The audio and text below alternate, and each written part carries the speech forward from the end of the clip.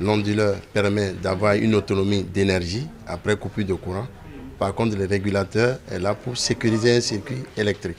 Le rôle joué par les onduleurs et régulateurs dans la sécurisation des appareils électroménagers et les appareils de bureau n'est plus à démontrer.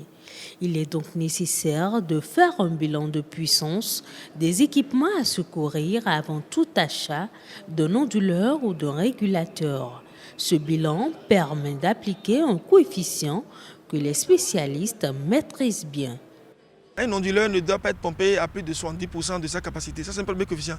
Il y a quelque chose qu'on appelle le rendement. C'est-à-dire que le rendement, quand vous envoyez, c'est-à-dire que ce n'est pas tout ce que l'onduleur reçoit qui restitue. Ça veut dire qu'il faut tenir compte de ce paramètre-là pour faire le calcul. Donc, il y a également d'autres paramètres qu'on appelle le taux de digestion harmonique. Également, il faut tenir compte de la qualité de la tension dans la zone.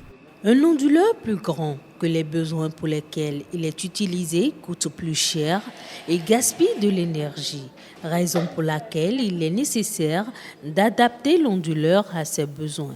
Deux types sont proposés sur le marché. Les onduleurs online sont des onduleurs qui sont beaucoup plus immunisés contre certains paramètres, contre certains défauts. C'est-à-dire que quand le courant coupe rapidement, lui-même il ne s'éteint pas, disons il n'y a pas de chute. Par contre, si c'est dans votre domicile, soit c'est un onduleur offline, certains vont remarquer que des fois ils ont des onduleurs et pourtant quand le courant oscille un peu, qu'il y a un peu de perturbation, c'est que l'équipement s'éteint, c'est que c'est des onduleurs offline.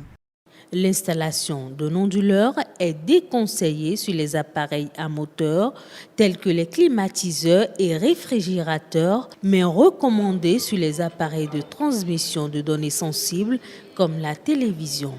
Pour les appareils à moteur, le régulateur est plus indiqué.